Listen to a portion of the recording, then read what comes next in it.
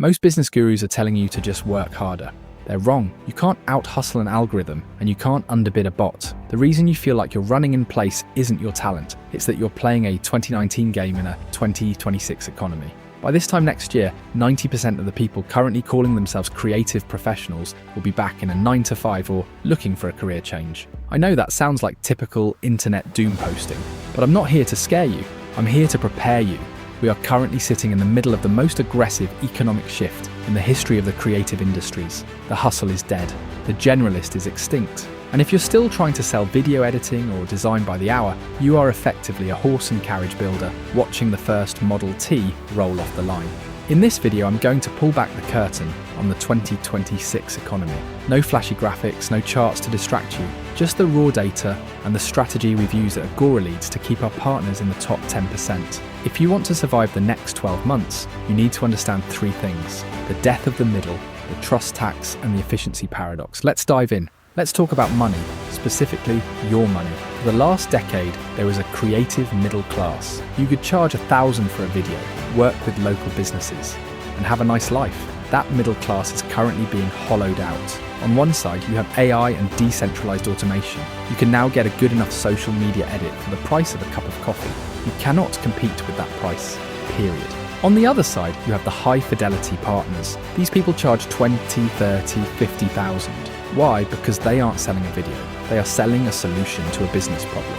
The missing middle is where the stress lives. To survive 2026, you have to jump the gap. You have to move from being a service provider to a strategic partner. A service provider asks, "What do you want me to make?" A partner says, "Here is how we're going to solve your revenue problem." Which one are you? Now let's talk about why your cold emails are being ignored. It isn't your portfolio, it's the trust tax. In 2026, every business owner is exhausted. They are bombarded by thousands of experts every single day. Their biggest fear isn't spending money, it's spending time on someone who doesn't deliver. That fear creates a tax. If a client has to manage you, check your work, and worry about your deadlines, they are paying the trust tax, and they will deduct that tax from your fee. This is why high-level clients only work within vetted ecosystems. This is exactly why we built the Agora matching engine. We don't just find leads, we eliminate the tax. When a client sees an Agora verified partner, the trust is already built into the system. If you're out there flying solo, trying to prove your worth one DM at a time, you're fighting an uphill battle against human psychology.